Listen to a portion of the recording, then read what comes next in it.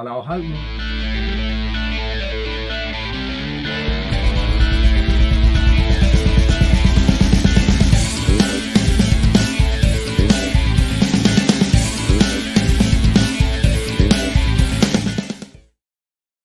Hello, folks. Welcome back to World War II TV. And after a break of a couple of years, Niall Cherry is back to talk about the 1st Parachute Brigade in North Africa.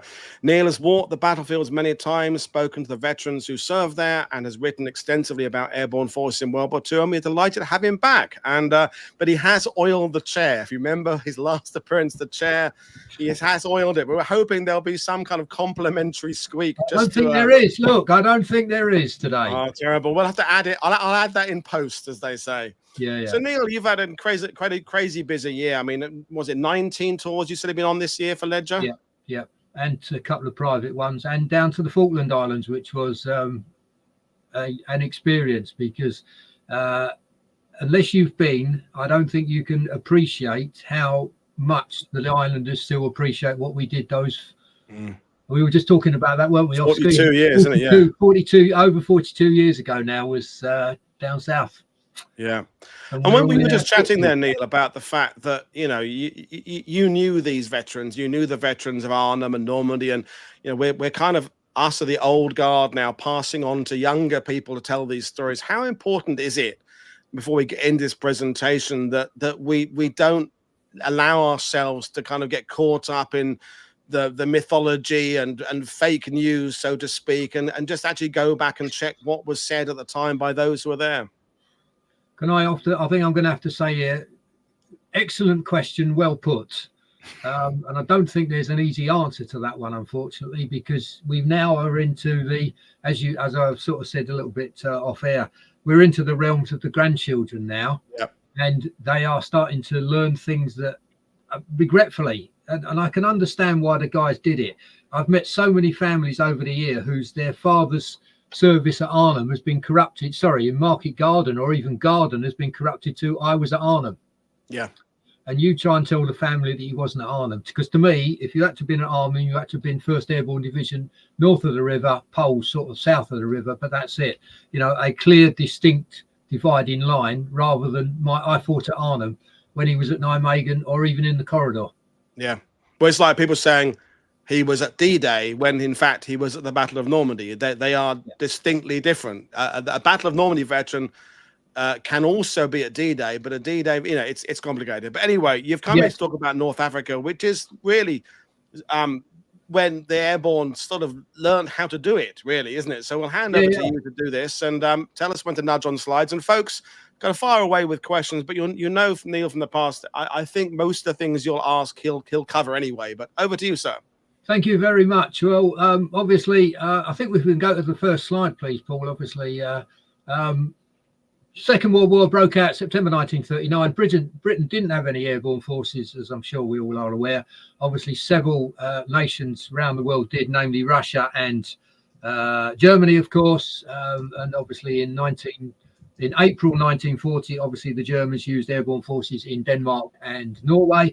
And then obviously on the 10th of May, about 500 of them in gliders, paratroopers, took bridges, ports in Holland and Belgium, and those lightning attacks paved the way, obviously, to the evacuation of Dunkirk a few weeks later. And then obviously Churchill came in on the 10th of May, as we know.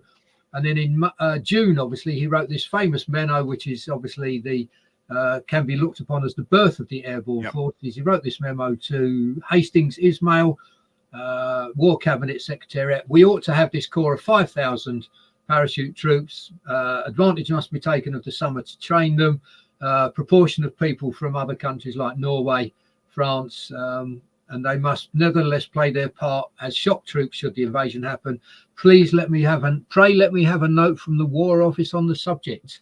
So from that, in June 1940 was the start of the airborne forces, and obviously the services were going to be asked to do in a few weeks and months what the Germans, for example, had done in several years. The RAF, as I often say, grudgingly gave 6 virtually obsolete Whitley bombers, and you can just see some Whitleys just at the top of the first slide there.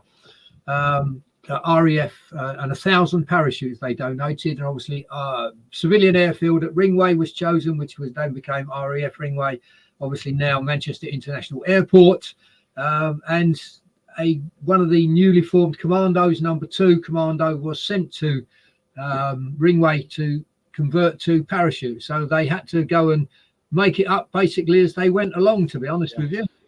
As I'm sure we know, fatalities, copying German equipment, for example, the step-in smock, side lacing, crepe-soled boots, etc., etc.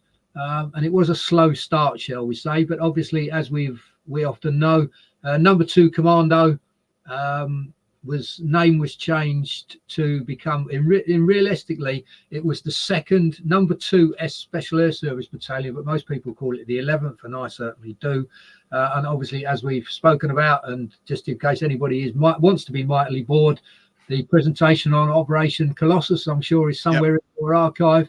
The first parachute operation in February 1941 from men from the 11th, and of the 35 men who went, obviously none of them came back at the time, shall we say. So this, if you like, is the 1st Parachute Battalion was formed in, given that name in September 1941, when they were changed from the 11th, and this is a parade of them. Brigadier Gale, and obviously I think I might as well say this now while I remember, a recurring comment through tonight's talk in North Africa is names that you will recognise. For people who've been to Normandy or are more interested in the later airborne operations, and that's our famous Brigadier Gale. There is, of course, our Major General, Sir Richard Gale, who was Commander of 6 in Normandy. And then later on came, what was he, Lieutenant General, Commander of 1st British Airborne Corps when Browning went out to the Far East. So I think we might as well move on, Paul, to be honest with you. So there you are. There's a typical bit of training there. At Ringway in 1941-42, the famous rubber bungee helmet, as it was known, they are highly prized these days. If you can see one on eBay, a genuine one. Didn't have reserves, and obviously trial and error. Eventually the famous PX parachute was developed, combination of 2 parachutes. I do go, there's a whole talk on the development of the Airborne Forces uniforms, but not for tonight. Climbing into a Whitley, then obviously after Triguino, in September 41, the 1st Parachute Battalion was formed. A call for volunteers went out, more men came forward. 2nd and 3rd Parachute Battalions were formed and formed the 1st Parachute Brigade. And obviously in 42, there we are. If you look, this is the 1st Parachute Brigade who went out to North Africa in 42. We've got Brigadier Flavel, who later became, he was 6th Air Landing Brigade Commander in Normandy. Gue Hill, another Brigadier. John Frost, I'm sure many of you know. Pine Coffin from 7th Parachute Battalion in Normandy. And the usual amounts of engineers and medics and signallers. Obviously, just quickly mention, you've got Bruneval as well, coming on hot on the heels in 1942 in February, the successful raid on northern France, the radar station. Again, we know we've covered that in your marvellous channel, so if anybody wants to have a bit more waste of an hour or 2 hours of their life. And then between Bruneval and sort of October, November time, it does to some extent go quiet from a operational front. There are various operations planned, including a raid on Ushanta Island that's in the Atlantic, and obviously the 1st Parachute Battalion was going to take part in the Dieppe raid in August 42, but they were cancelled when it was they were on the way to the aircraft. May not have been August, might have been late July, and then obviously they took commandos to take over at Dieppe. So why did the 1st Parachute Brigade end up in North Africa? The brigade obviously had been formed, was about 2,200 strong. Our old friend Boy Browning, Dirk Bogart, Major General Frederick Browning, he was his official title was Major General Airborne Forces. He had heard that the Americans were going to include airborne forces in their plans for Operation Torch, and he successfully launched Parachute Brigade to be included. And that's how the 1st Parachute Brigade, obviously, and just in big handfuls, Operation Torch, landed in Algeria's and then pushed through, Morocco and Algeria, and then pushed through Tunisia and hopefully meet up with Monty's 8th Army advancing from Libya and Egypt. And just a quick question for you, Neil. I mean, we've talked a lot with our market garden about the use of airborne soldiers in terms of doctrine and things like that. But the first year or so, it's really about getting the mechanics of actually getting men out of aircraft first. That's the bit they've got to kind of come up with first. You said that they've got to develop the right parachutes, the right gear, convert the aircraft, and then, in a sense, the doctrine will come later once you've actually learned out how to get people out of aircraft to the ground safely. Is that a fair assessment? I think it is, and also I think when, as I hopefully will allude to when we talk about the some of the operations that the brigade had to carry out, it was all very much as make it up as you go along. Yeah. There weren't great detailed plans. I mean, I know we can always go back to obviously D-Day. How many months was that planned? Years almost. Yeah. And then you come around to Market Garden planned in a fortnight. But hey ho, that's another story for another day. But you know, very much detailed planning, and realistically, as I might as well say this now while I remember, the generals in general, wrong choice of words probably, very much wary of these newfangled airborne troops, and a lot of them didn't like them because they didn't know anything about them. So certainly in India, where the 151, 156 was being formed at this sort of time, they weren't liked by the high command. Very, very few friends in high places. Wasn't there talk as well that they were going to disband the airborne forces to make up the losses in Tankies somewhere in the desert as well? So anyway, yes, but it was a very, very steep learning curve, and I don't think realistically, and it was only through the likes of I suppose people like, when we look at them, Ted Flavel, Edwin Flavel, Gue Hill. I suppose really the name that really jumps out at you, isn't it, is SJL Hill, and I'm going to talk about him a little bit later when he was with the 1st Parachute Battalion. And these guys, could I just tell you one little story that I had the pleasure of meeting Gue Hill, and I do apologise, we're going completely off piste here, but it might be of interest to the listeners. I met Gue Hill once and I asked him, how did you end up in Airborne Forces? Not a lot of people know this, I hope. He had been a staff officer at Lord Gort's headquarters in BF in 1940, part of that. And when he came back, he said to me that his Batman volunteered for Airborne Forces because he wanted to do something. And he said his replacement was so bad that he had to volunteer for Airborne Forces to get his Batman back. Now, whether that is a true story, I don't know, but I think it's always a nice one to tell. Wow, brilliant. Shall we go to the next one and see where we are? Oh, yes. So obviously, our wonderfully named 3rd Battalion Commander, the wonderfully named Geoffrey Pine Coffin, as I'm sure many of the readers will know, listeners will know. You're shaking your head, but you know him well, don't you, from the 7th Parachute Battalion. And I don't think a lot of people realise that he had been in North Africa with the 1st Parachute Brigade before he went. And that's the thing, is that I think it was quite clever, wasn't it, that you got people who had experience of airborne forces and knew how to command parachute battalions were brought back from North Africa and posted to the 6th Airborne Division, certainly in the senior officer level. And because another name you're going to hear about in a moment, or a little while, Alistair Pearson, the doyen of airborne forces, shall we say. So this is, as I said, as you can see, it's almost very much a case of making it up as you go along. I've got a feeling that Pine Coffin was in the Somerset Light Infantry, and now is that a Somerset Light Infantry cap badge? I'm going to ask your wonderful listeners. I think it probably is. It's definitely light infantry of one of them, isn't it? Yeah. I think he was Somerset. Anyway, I should hasten to add that if you ever get the chance to go to Duxford, where obviously the Airborne Forces Museum is, he had a camera in North Africa and he took about 60 photographs. And that album is still at Duxford today. So a few of the images you'll see in this were taken from his private camera, if you like. And of course, in those days, everybody smoked as well. Yeah.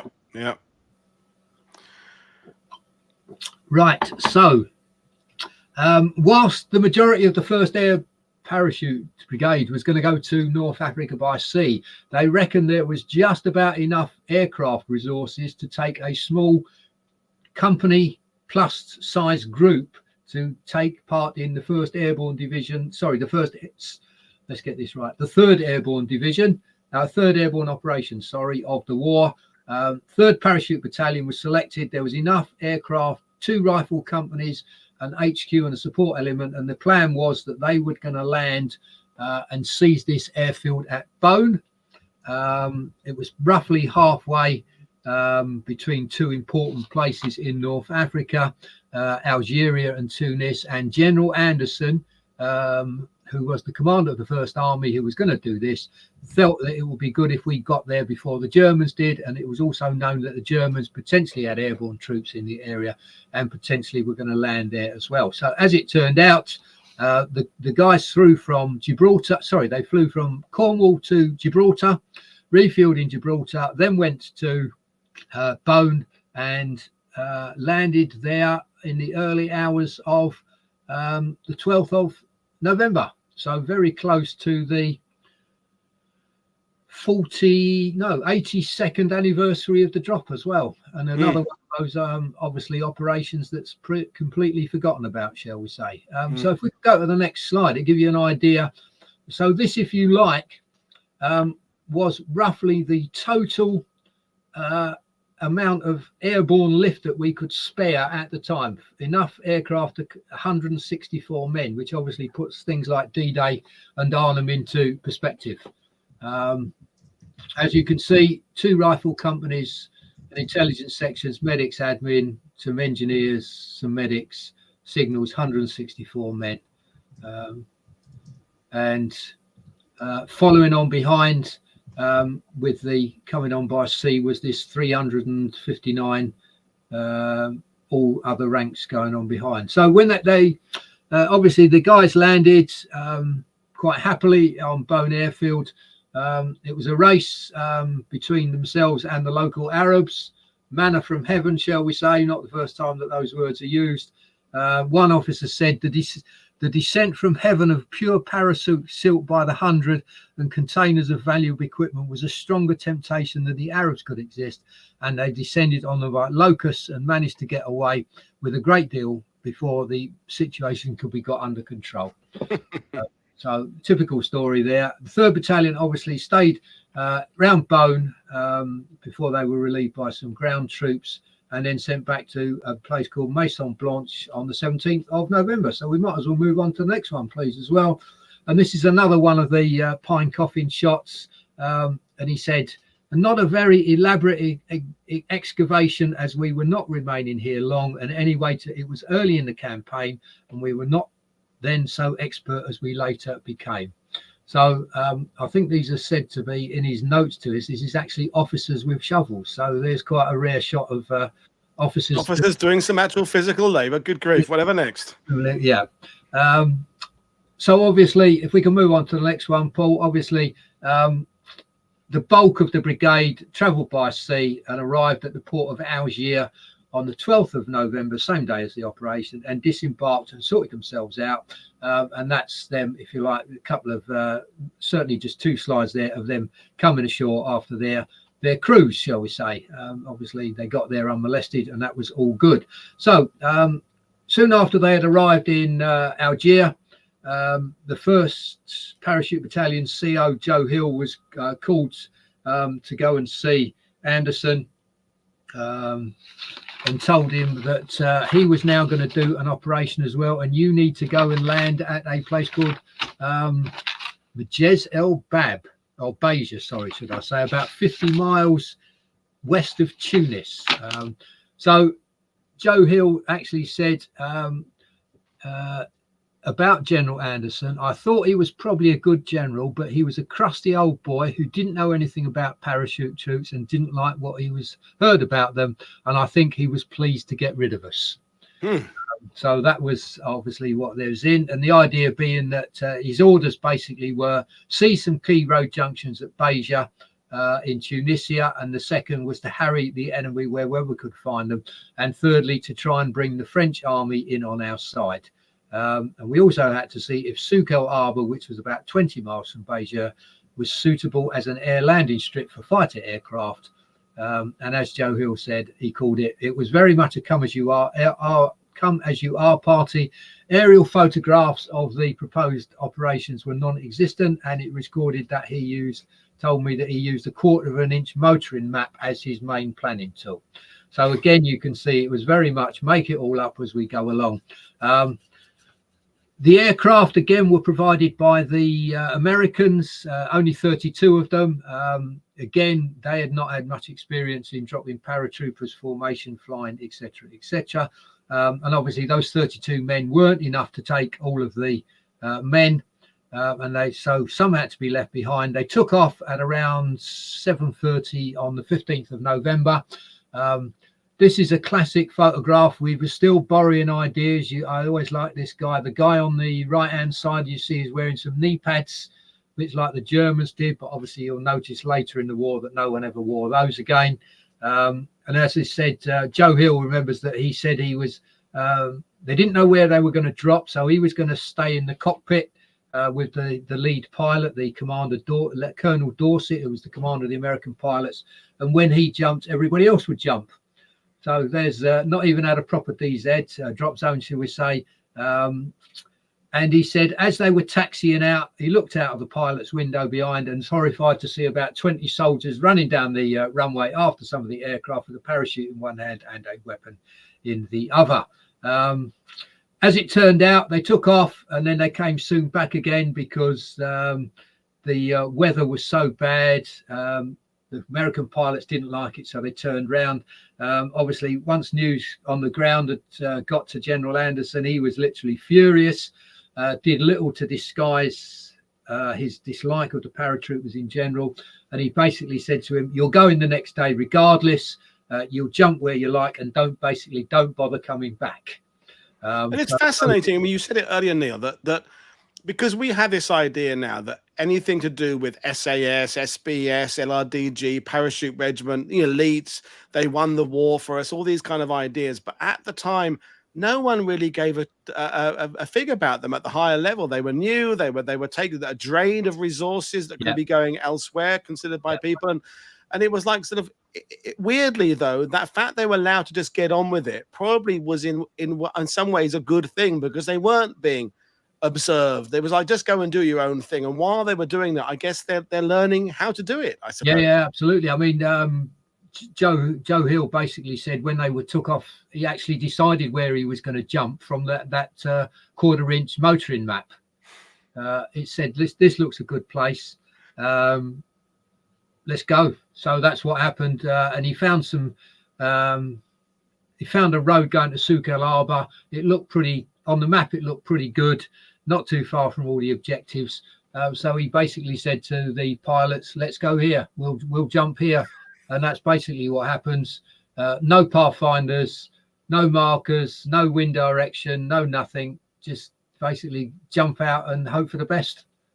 Wow, crazy. So following day, they took off. Again, it was a race between them and the Arabs, who got to the containers and the silk first. I don't think the guys were too worried about the parachute silk, but certainly the Arabs were. And this, if you like, is probably the first fatal casualty in North Africa. Was a guy called Private Webster, who unfortunately drifted into some power cables and was killed.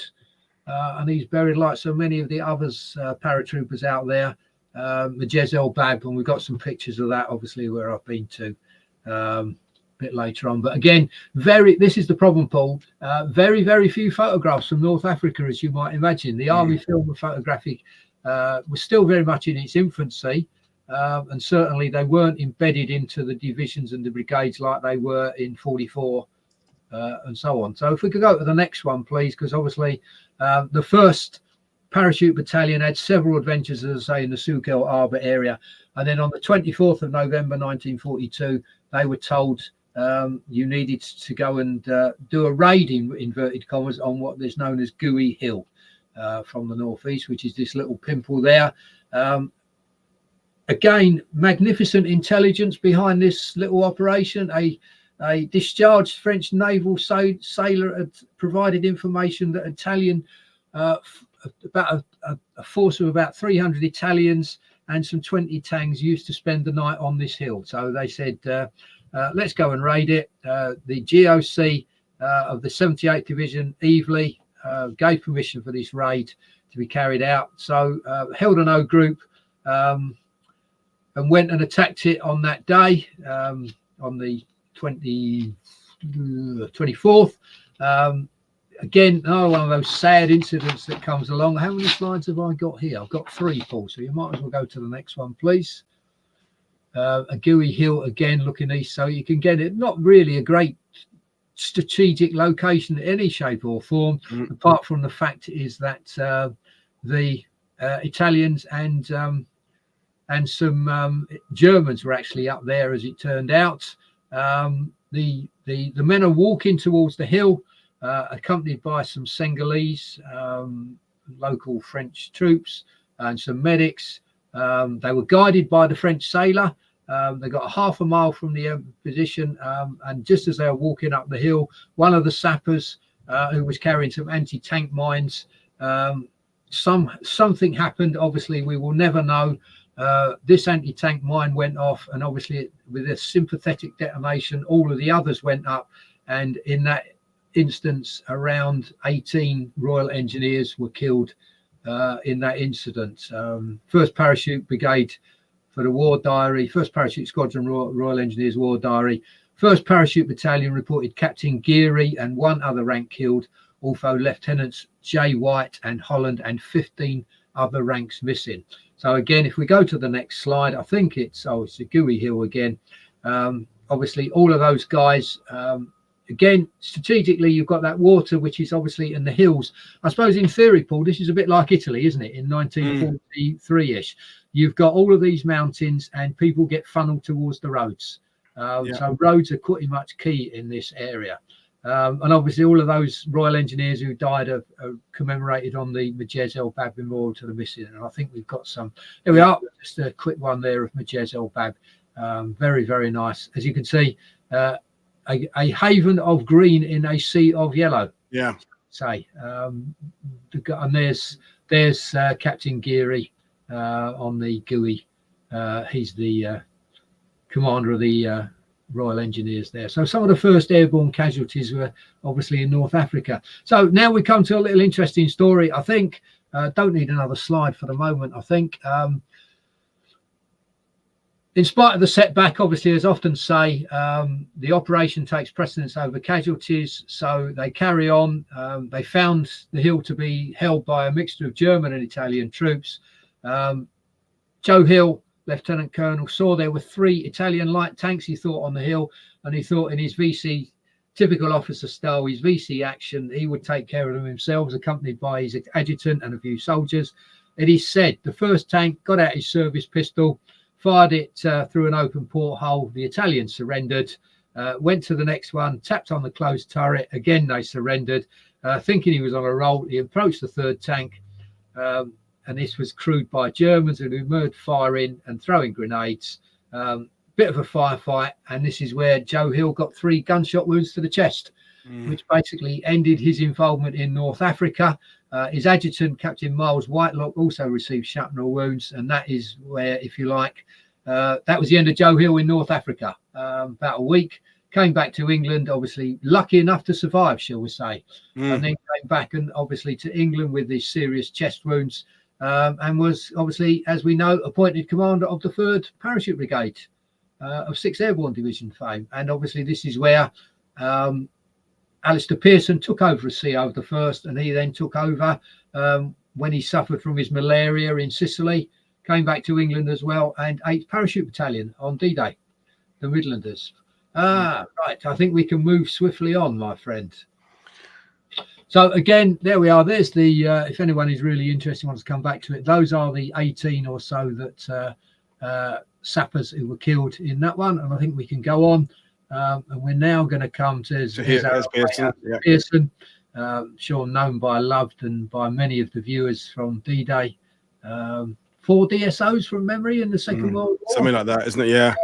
And just to jump in quickly, because the whole, we talked about it earlier, that they're learning the mechanics of how to jump out of aircraft. You know, Hill is using a road map to navigate and deciding himself kind of where the drop zones are going to be. This sounds alien to anybody listening to this who are thinking of the airborne as they were in 44 and 45, you know, where they are. Airborne drop zones are an integral part of every planned operation. They become in the route. This is basically everything they're doing right now is in a sense separate to the actual operations happening on the ground. It's like, well, just go and do your own thing, which sounds crazy, but they had, as we said, they hadn't got an idea of what to use paratroopers for yet, had they? They hadn't really got an idea. And the other problem you've got is they have no senior commander fighting their corner. Yeah, they are just a brigade. So you've got the brigadiers basically told, get on with it. This is what you're doing, and don't argue. You know, I'm a major general. You're part of our forces. This is what you want you to do. Off you go. And I think I suppose in theory, it's an interesting question. What would have happened to the airborne troops in England if they hadn't have gone to North Africa? Yeah. I suspect, in spite of all of Browning's protestations and Churchill's potential, they might well have been disbanded in 42 with no real role. Because the RAF... It's an interesting what if, isn't it? Because as we know, there was that kind of personnel crisis in the middle of the war, and theoretically well-trained men with good leadership, good physical fitness, excellent combat skills. They would have been ideal to just go and beef up other regiments. Gary is asking what height they were jumping from in North Africa. Was it kind of just guess on the day? I'm going to say again, excellent question, well put. Absolutely no idea, but I'm going to say somewhere around probably 200 to 300, 400 feet. Yeah. It's going to be low, isn't it? Yeah. Wow. Next slide. No reserve, and of course, no reserve. Yeah, that came up in the sidebar. I mean, the British never used reserve in World War II. I think it was Malaya they came in, I think, possibly. I'm going to say about 53, 54 was probably when they were first introduced. Yeah. The Americans, of course, had them all the time, but we didn't. I'm glad that we have some listeners then. Or some there were lots of questions. Yeah, and you know, people are saying, you know, it's Mongo is saying similar visions of the SAS guys as depicted in Rogue Heroes. Yeah, because they all, that's the interesting thing, isn't it, Neil? They all, at the beginning, they all connect. SOE, SAS, Parachute Regiment Commandos, they all basically start out at that same kind of big bang explosion you mentioned with the Churchill speech. And then people kind of drift from unit to unit as they kind of shake it down. It's like potatoes being sorted on a conveyor belt. And so you get people who are both commandos and airborne, or commandos, airborne, and SAS. Then eventually by about 43, 44, it kind of all shakes down and people start finding a long route forward. But that early period was everybody was not so much jumping around, but designations were changing, weren't they? I think so. And I think the other problem you've got is they probably did the right thing, if you think about it. Small baby steps. If you look at it, you know, I hate to say this, you know, we've got we go to Tagino, 36, but only 35 went. Of course, one bloke was sick on the runway. Bruneval 120, Bone about 160, and then by the time of Oudna and Majezel Bab, Souk El Arbor, etc., you're looking at about 400. So we are slowly ramping up.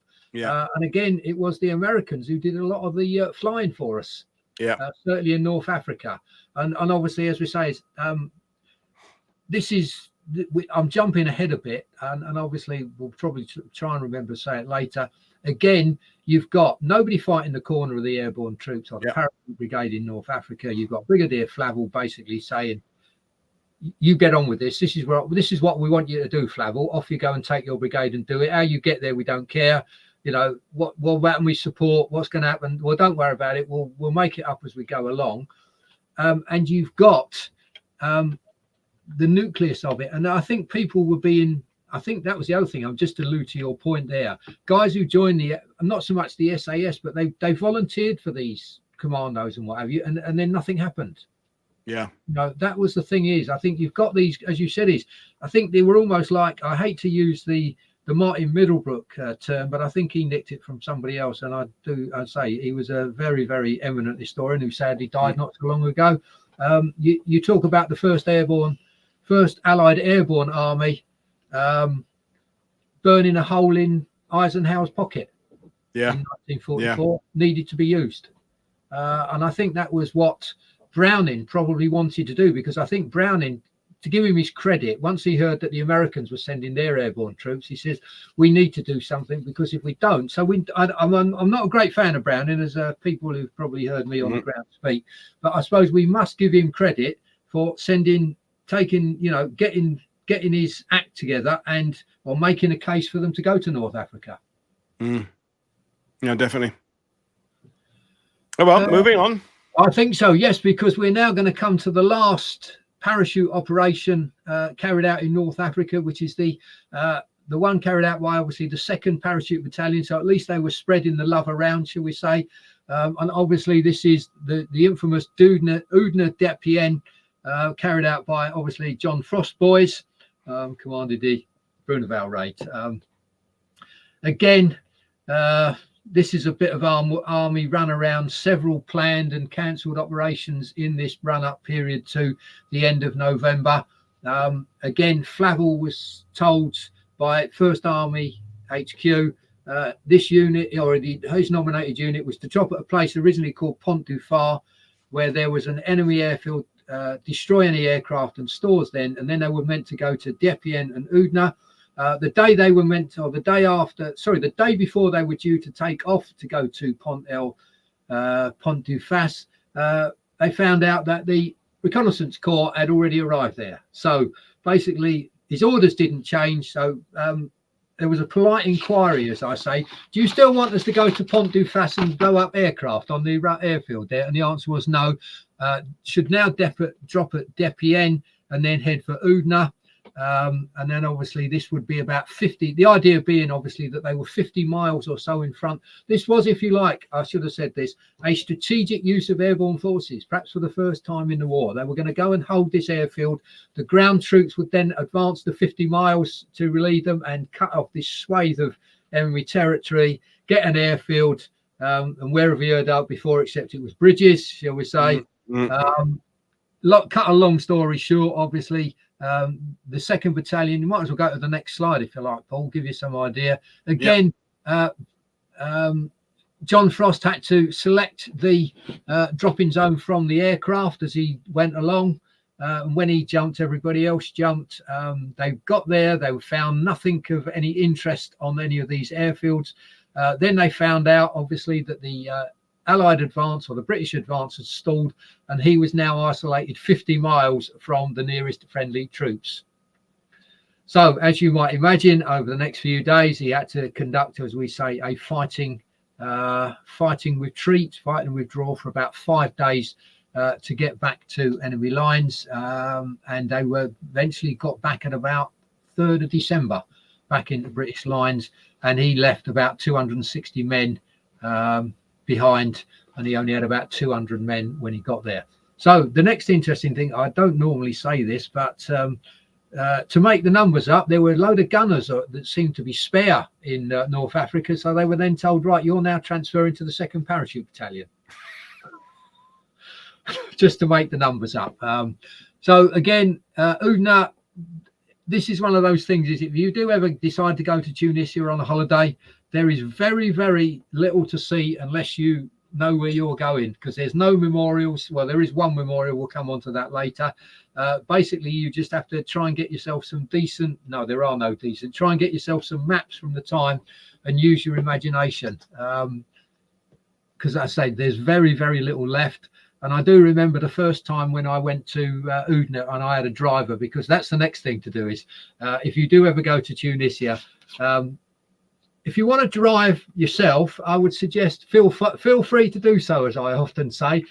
It's quite scary to even be sitting in the passenger seat, as I'm sure you imagine, and you're seeing 2 lorries coming towards you on a double track road, both of them loaded down with camels or whatever, and in the end you end up being in the ditch. So I was quite happy to have a Tunisian driver to do it, and all he wanted to do is, when he said, where did I want to go to after Oudna, and I said I think I can't remember exactly where we went, but it was somewhere else. And he said, no, you sure you don't want to go and see my cousin's carpet factory in Tunis?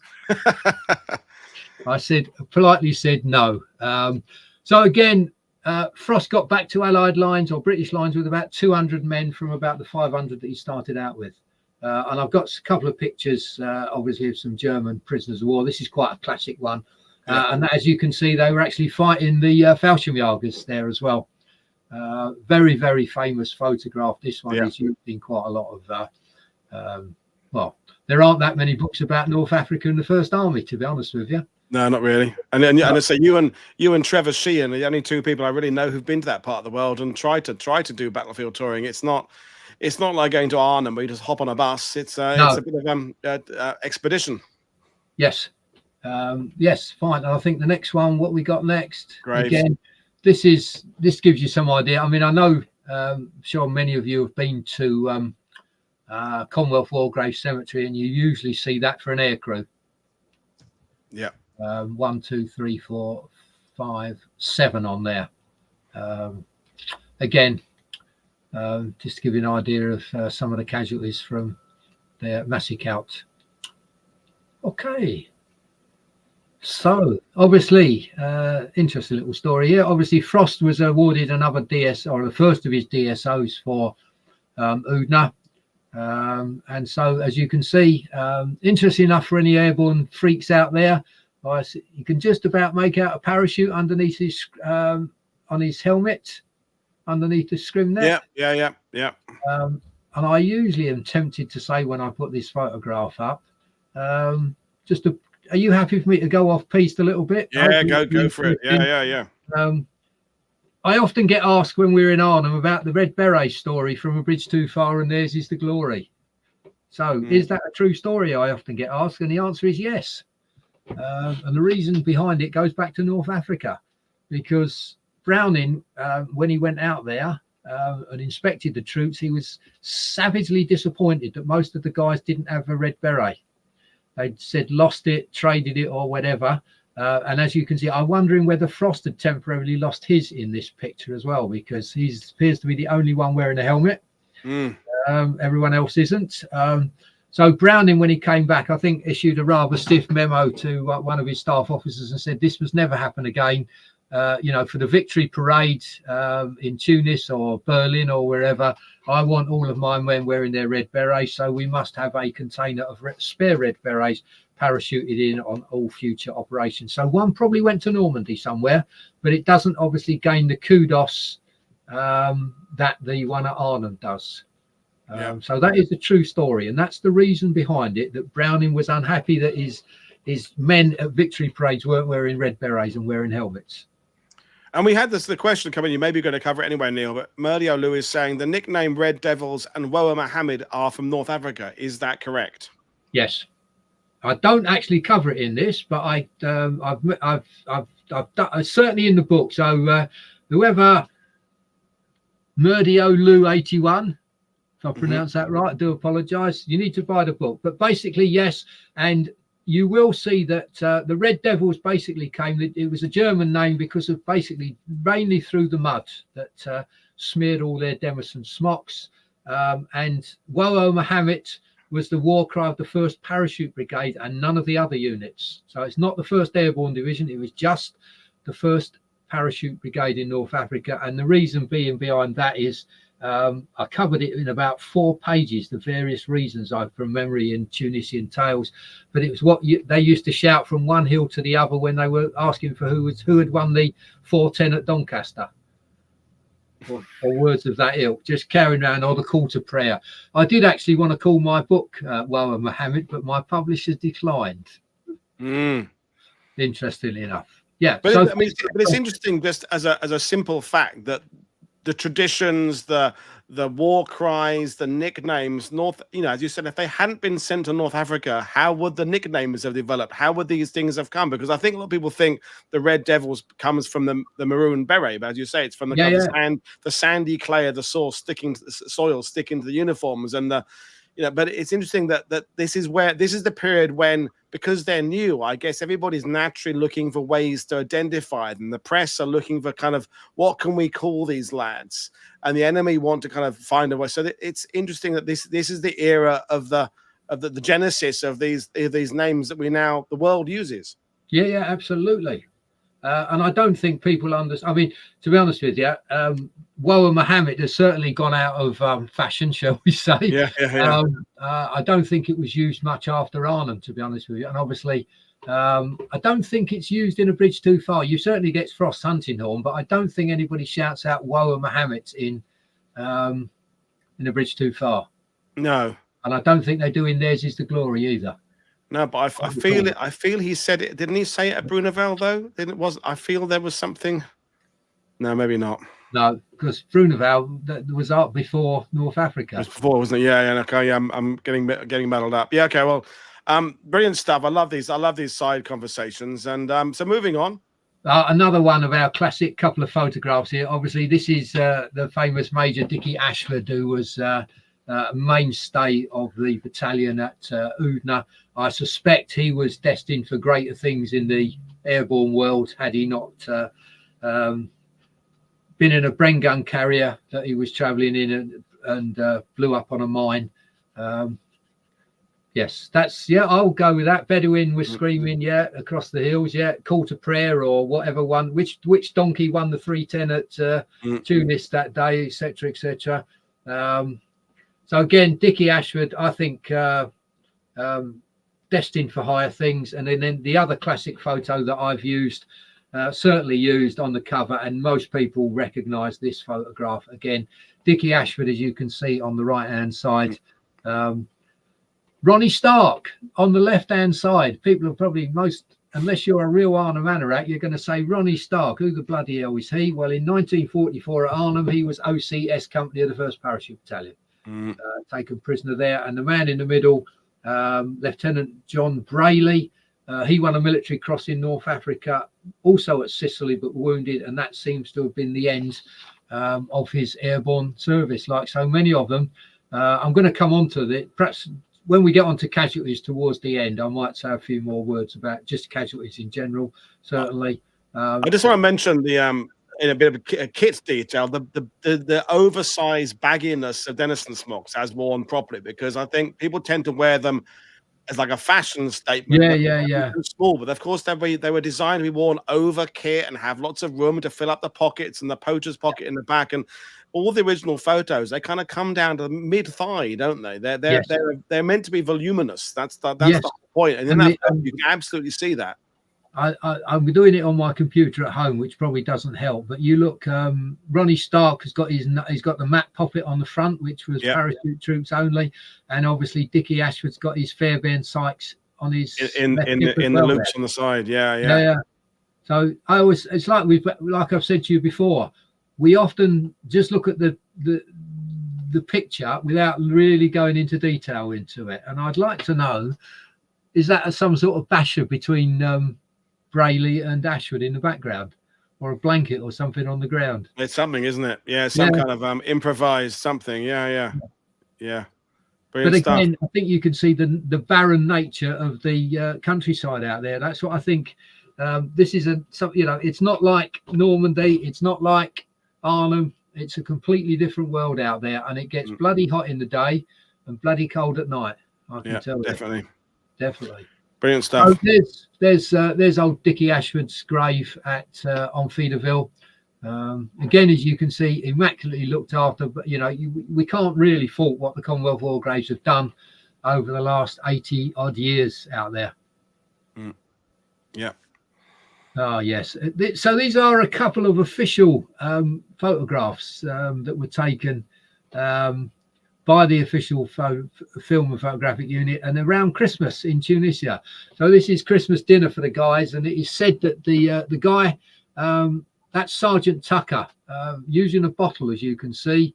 Sorry, that's not Sergeant Tucker. I do apologise. We don't know who that sergeant is, but he's using. It is said that he's using that bottle to break up some of those dreaded biscuits AB, to use as breadcrumbs to put on some fish that they're going to fry. So no doubt they probably chucked a hand grenade in a local pond or river somewhere and got some fish, and they're making fish cakes.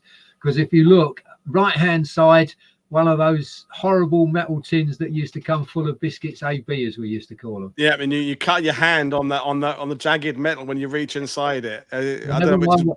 But that was the least of your problems, because the biscuits, didn't they? They tasted like manhole covers. Anyway, I used to do it. Going off the, I used to do I did a couple of talks at the National Army Museum back in my youth, where I would prepare World War II cuisine outside using hexi blocks and stuff.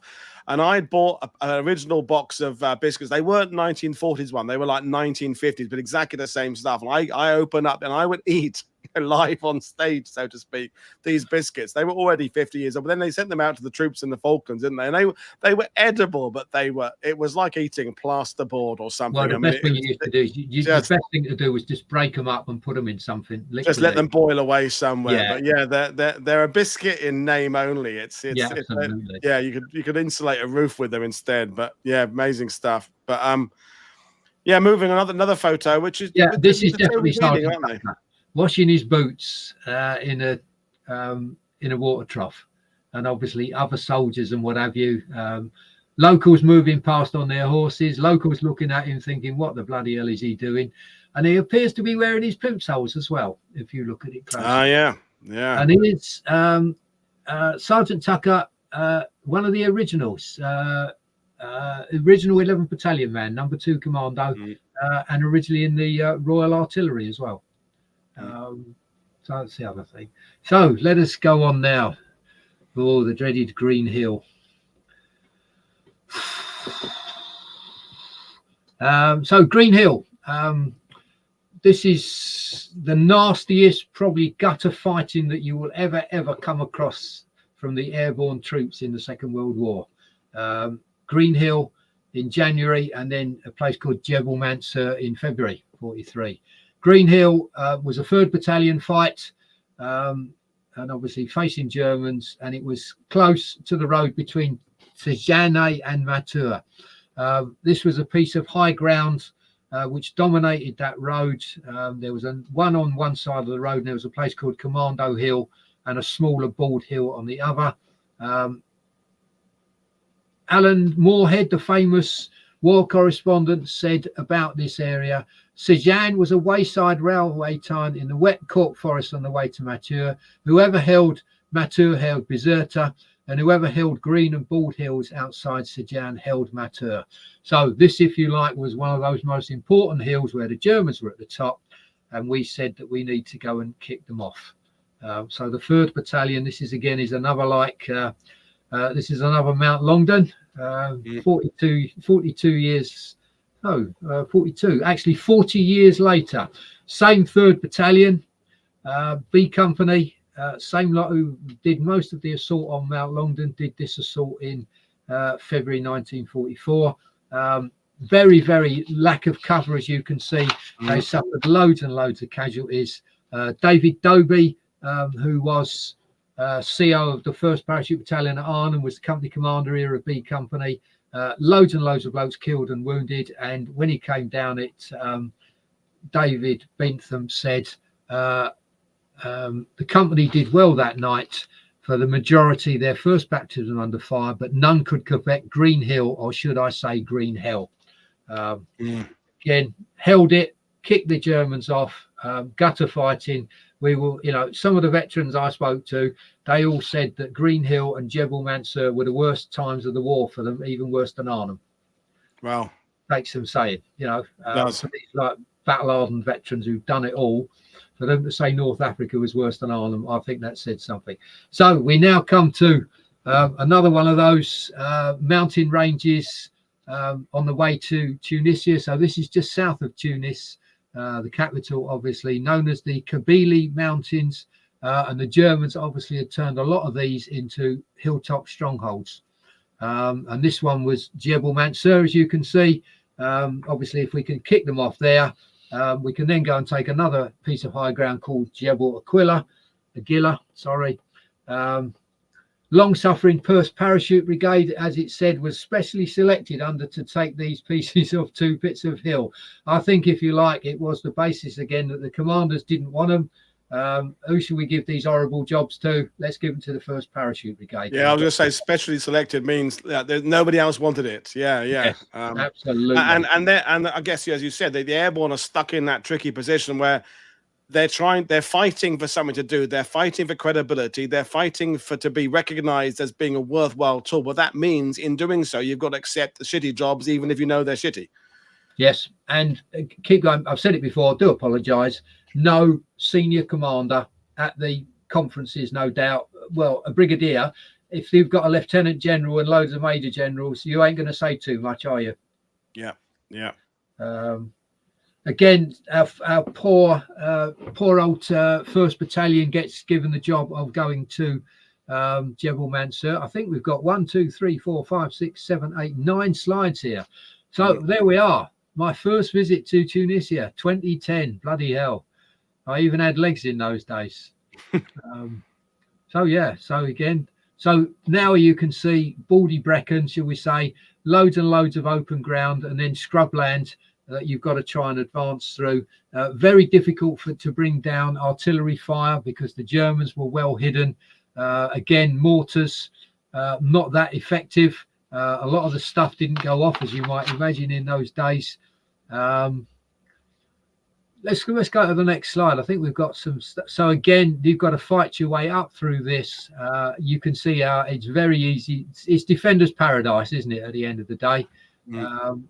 Again, if you wouldn't mind, Paul, just quickly skirting through Jebel Mansour. And again, that I saw on Jebel Mansour in 2010. I hasten to add, I left it where it was and only took a picture. There is no way I was going to pick that up or do anything with it. Again, if you want to move on, please, you can. And again, few weapons pits. Again, you see, this is just basically I wouldn't say it's overgrown, but it's you get the odd goat herd up there, but you don't get many battlefield tourists, shall we say, going up there. Do you want to go on, please? One more. Yeah. We had a question about how close this is, if you know the answer, to Long Stop Hill.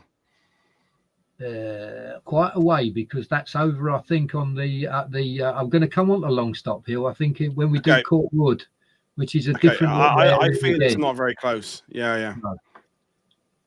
I've never. I hate to. I'm going to apologise here. I've only ever been to Tunisia twice because I think soon after I arrived, that atrocity happened. Second time. And I don't think I know Tunisia is back on the holiday trail, but I think the Commonwealth, the foreign and Commonwealth advices don't go anywhere outside of your sealed compound in your hotel. So I've never managed to get to Long Stop or Cork Wood, but I have a friend who's been as well. So I've got some slides of that he took as well when he was there. So that's Jebel Mansour, and again gives you an idea. The roads, again, it's like I said, this is almost like Monte Cassino in Italy. Again, you hold the heights, you control the road. At the end of the day, Jebel Mansour, if you want to go on to the next one, Paul, the 1st Battalion reported 13 officers killed and wounded, and 169 other ranks wounded, killed and missing. And our old mate Alistair Pearson said afterwards, to this day, I've never been able to discover the importance of Jebel Mansour or El Aguila. For the overall battle, all we did was to occupy about a regiment of a crack German division for about 4 days, which may have helped the general situation. But I always ask myself, was it worth the cost? And that, I think, is basically to say that the 1st Parachute Brigade did, to some extent, get the rough end of the wedge, shall we say. Yeah. So absolutely. I think Long Stop Hill is very much around the Tamera section, otherwise which I think hopefully might even be the next slide or the one afterwards. Cork Wood next. Yeah, Cork Wood, yes. This, if you like, otherwise known as Keith El Debna, and this is their battle honour. It's on the flags, the Parachute Regiment. Now we're coming towards the end of March.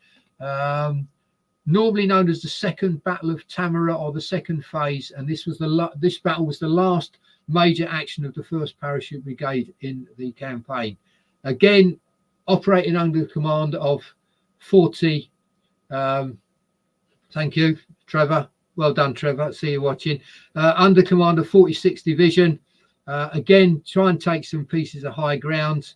Where do we said that before? Obviously, mixed bag of troops. There was gunners attached to them, Moroccan Goumiers, first Tabors from the French Army, first Parachute Squadron Royal Engineers, and it basically was a 1st and 2nd Battalion action.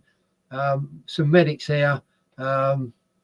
Again, they were basically just going to go and try and take some objectives, again, just to keep stepping stones on the road towards Tunis.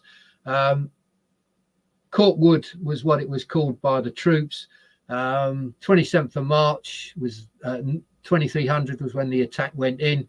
Early hours of the following morning, both battalions had secured their first objectives.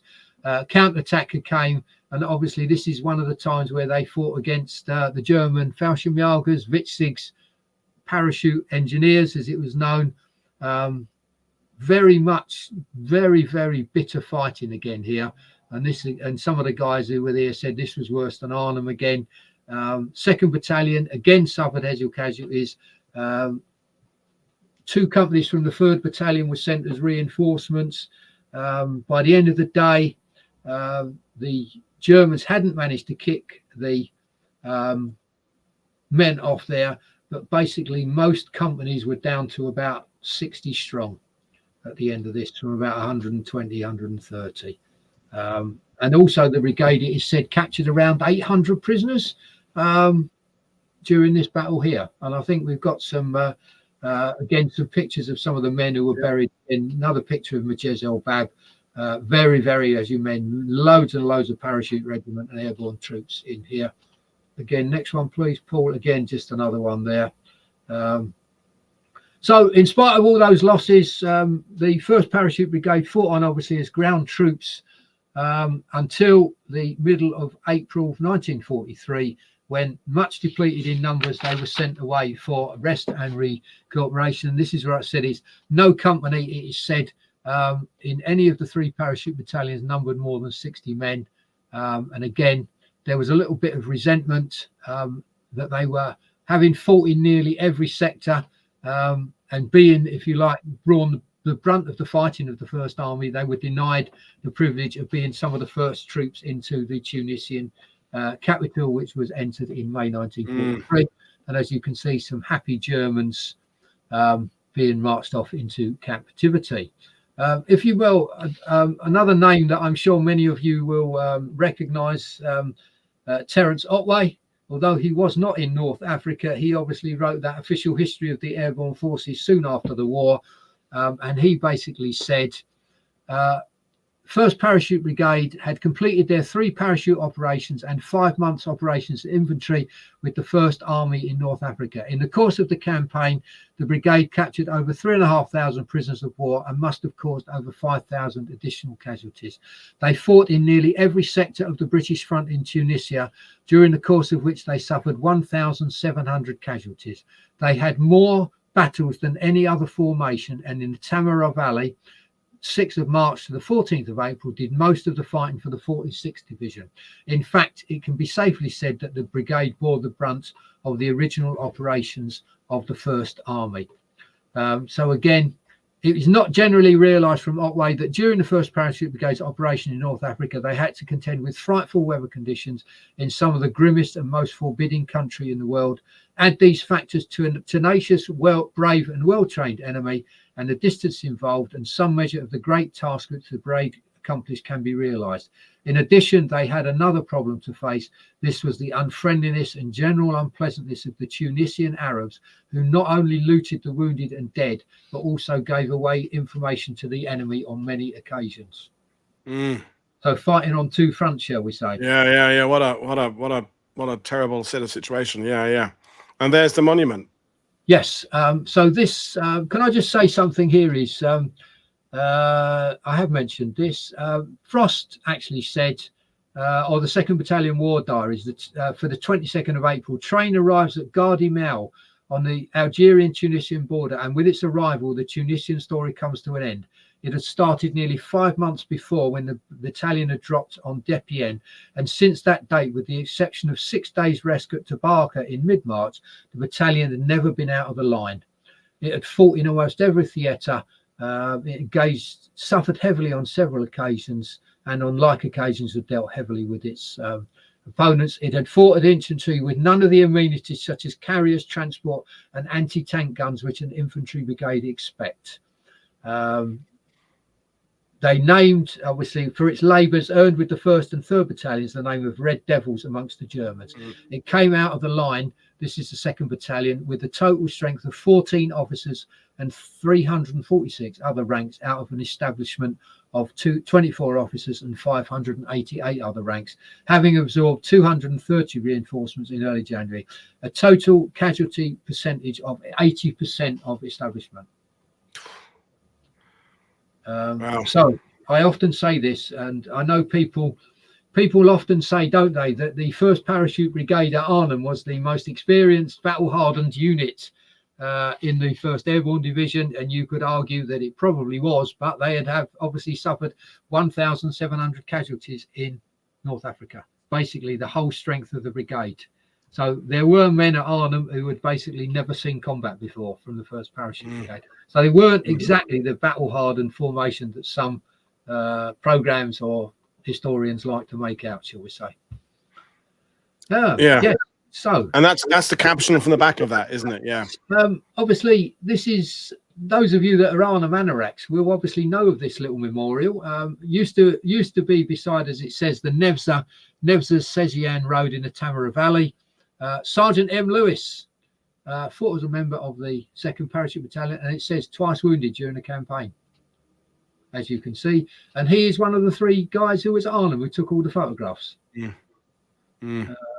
Those, just to let you know now, those plaques that are on that church, on that memorial, are now in St. George's Church in Tunis. So if you go and find this memorial, you'll have a hard job, shall we say. Built by and I'm sure you are aware, Paul, that a lot of they made a postcard of this from North Africa as well, that they often sent home to their families and friends back in England. I think we've got one more, haven't we? Yeah, that's then we got the graves. Yeah.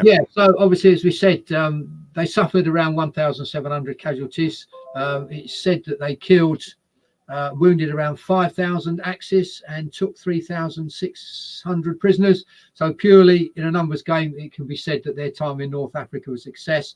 I think, if you like, we can quite easily say, didn't it? It paved the way to some extent for how not to use airborne forces, and also to go away from like doing raids on small little airfields into more strategic operations, like Sicily, which is obviously their next big one. And then obviously lessons learned from North Africa and Sicily taken into account for Normandy, Arnhem and the Rhine crossing.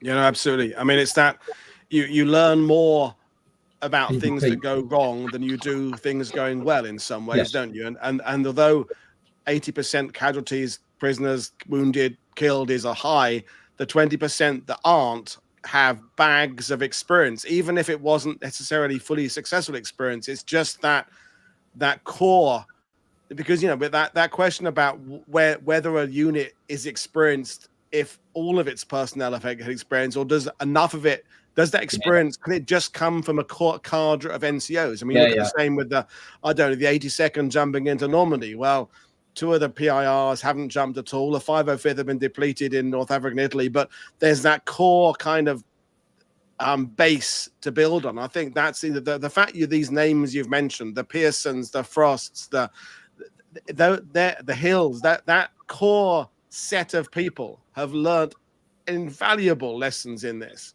And it can be that's an entirely valid point, because you've got second lieutenants like Creepy Crawley, who was a major at Arnhem. You've got some of the NCOs were only privates in North Africa, and they were sergeants, or even more bigger than that. I mean, there was a guy, Leslie Curtis, he was only a corporal, he got commissioned, and so on and so on. How did Montgomery feel about? But there's a couple of questions. So you were saying they have no kind of ambassadors for them, but coming out of this after the liberation of Tunis, they must have come to the attention of people, you know, Montgomery and others. They must have been noticed. I have never ever considered that question before till tonight. So fantastic question. Did he feel about the airborne? Well, he allowed them to take part in Sicily in a strategic role, because I think it, you know, with the Ponte Grande and the Prima Solo Bridge, he was quite happy for them to go, because obviously I think he was. This is the thing about Monty. I suppose let's look at it. I think he was. I was going to say I was going to swear there, but I'll rephrase what I was going to say there. He was somewhat worried, shall we say, about getting stuck on the beaches. Yeah. He didn't want another Gallipoli on Sicily. And the idea being that if we can use those airborne troops in a strategic role again, not too far from the coast, to get those bridges, which will deny their use to German reinforcements coming down to the beaches, and we need them to get inland. Yeah. I think I need to dig my what's that book? I've got it downstairs. Master of the Battlefield by the guy. Was it Nigel Hamilton who wrote those 800? Sounds pages? right. Sounds about right. Yeah. Yeah. I'll need to perhaps have a dig about that. It's an excellent question. I've never really thought about it. It is. I mean, he certainly allowed. I mean, when you look at it in the cold light of day, Sicily for the 1st Air Landing Brigade was not a good day, because of the American pilots who dropped most of them in the sea. But nevertheless, those guys that did get ashore did manage to take the bridge. And again, the drop in Sicily was scattered all over the place. And eventually the Prima Solo Bridge was taken. Husky and Sicily is the transition period. That is, to me, it doesn't all go perfectly, but it's the beginning of starting to do things a different way. As you say, they're more strategic approach. So that then even by the jumps into Italy has been cured a little bit, and then is pretty much solved by Normandy. And then Market Garden becomes a separate debate about whether or not it should happen at all. But Sicily is the transitional period of kind of, we'll just throw these guys in small units, penny packets, and let them do their own thing, to kind of, no, they are going to be integrally part of the main operation. Yeah. It's got to be an all singing, all dancing party rather than a come as you are party, which I think. Yeah, and I think we had another question from Madcat about how did the British media cover the airborne North Africa? Because we said about the nicknames coming out, the Red Devil, that the media starts to notice, well, the press start to notice as well, don't they? As they notice the LRDG and the SAS. So I think the public, to some extent, start hearing about these new concepts, don't they? They do and they don't. I do apologise, because I thought I'd put it in my notes, but basically, John Frost said after this campaign, we did it outside of the press eye line.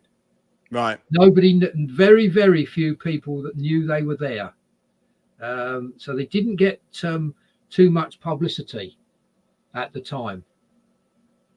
But I'm sure when things starting to get written about the air, because there's like a delayed action. So when things start to get written about Sicily, the press will say, okay, these toughened guys learned their trade in North Africa. They were starting to hark back to it then. You know, certainly by the time you get to Normandy, anything about these people say, well, these are the men who learned their trade in North Africa, Tunisia. They learned it in the red soil of Tunisia. So it ends up benefiting them eventually, doesn't it, I suppose? Woody, if you'd asked that guy, I don't know who it was that came up with the question, if he wants to contact me outside of this forum, I will know there is a wonderful comment in Tunisian Tales about the lack of press coverage.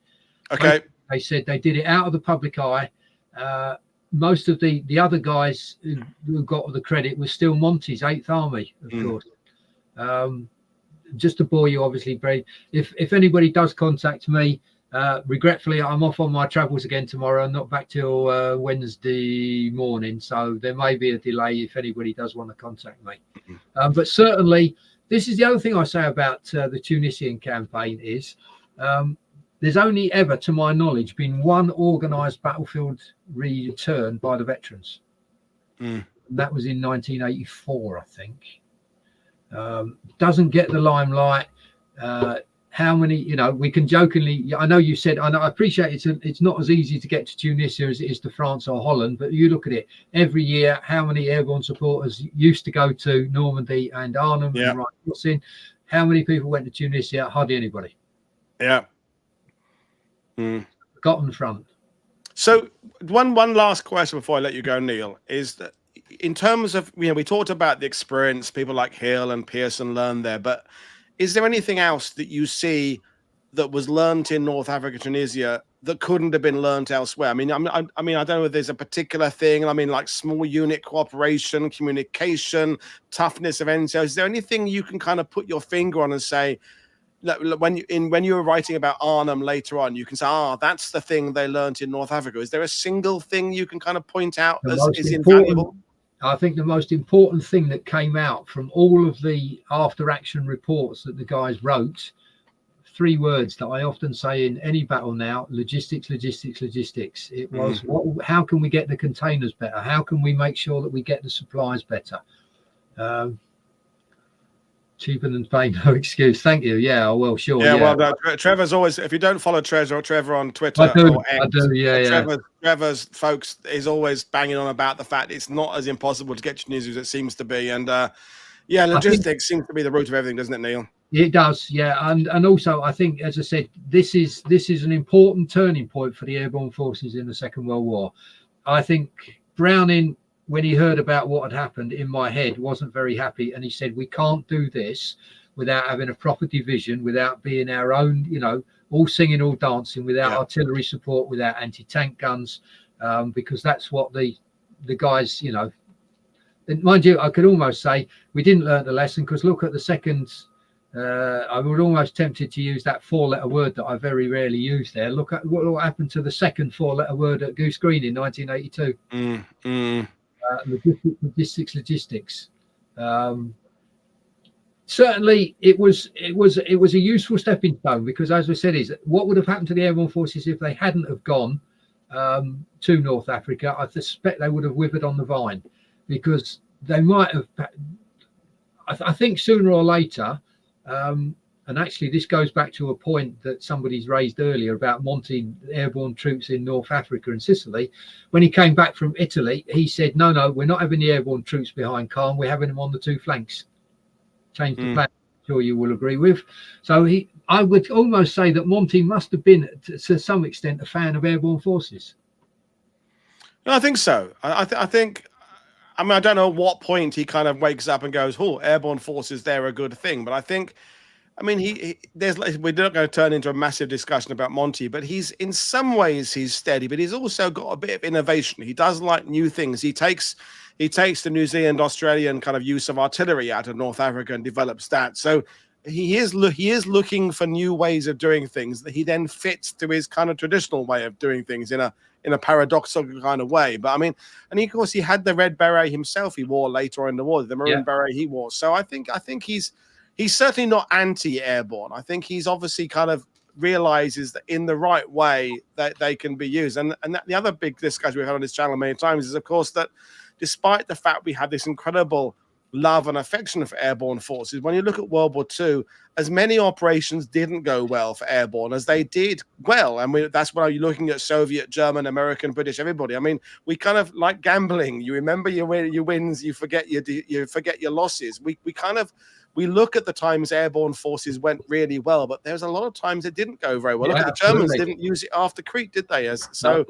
It's interesting. But Neil, well, I'll let you go so you can get ready for your trip there. We'll bring you back on again at some point to talk about something else, because you've got the background, you've got the expertise, and I love your interpretation of it. So we'll bring you back in the future. Well, thank you, Paul, and thanks to everybody who is still here, who haven't mightily bored you will be, and thank you very much. And I'll see you hopefully soon, shall we say, on this forum.